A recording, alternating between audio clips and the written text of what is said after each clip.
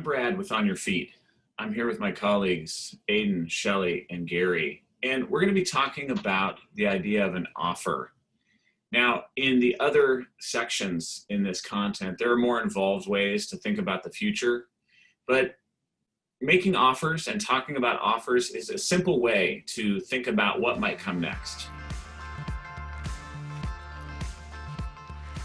So when we think about offers as it pertains to sort of imagining the future, there are three potential ways that you could structure this.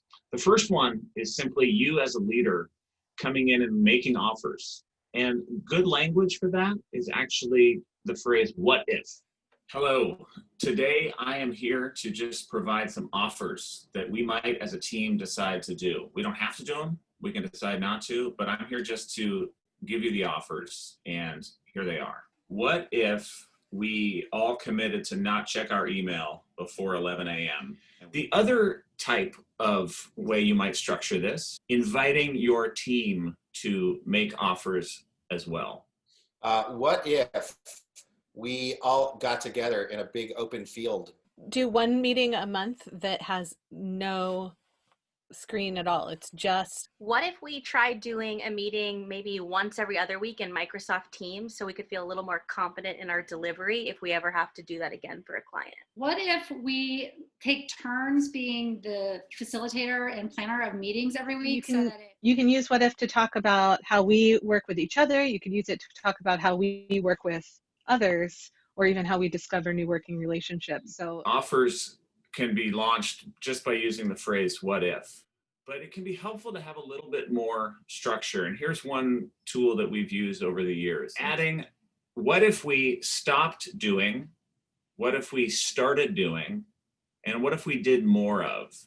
So one way to think about this when you're thinking about stop, start, or do more of is really to first focus on the do more of, because it gets us focused on what we're currently doing that's working. So bright spot, as it were. So for example, I think we should do more things like we did last week, where we just did one thing in a meeting for 1 hour. That thing we did last week when we asked somebody who isn't on our team to come in. Yeah, I think we should do more compliment games. What if we stopped blank? This stop category is one that's really underutilized, because what can happen when you're brainstorming, when you're coming up with ideas, is you're just adding more tasks. You're adding more process, you're adding more meetings, and you rarely, if ever, go, what should we stop doing for you? And what if we stopped checking email every hour? Yeah, great. What else? What if we stop making slides so perfect? What if we stopped worrying about where the next clients were coming from? What if we stopped charging? Yeah, that is a foolish idea. I like it. That's interesting. So we like to suggest or advocate that when you start a what if conversation, you start with the most foolish ideas you can come up with. It takes a lot of the pressure off coming up with brilliant ideas to come up with what you might think of as absolutely undoable or foolish ideas. Like, what if we had our Monday morning meetings in outer space?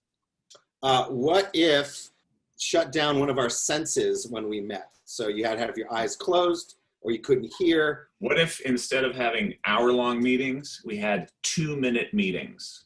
What if we all never met for the entire week? What if we used puppets to be proxy for us in our virtual meetings? What's great about starting with foolish ideas is it can spark conversations that maybe you've never had before. And this has been a look at offers, using the term what if, and then adding a little bit of structure. What if we stopped, started, or do more?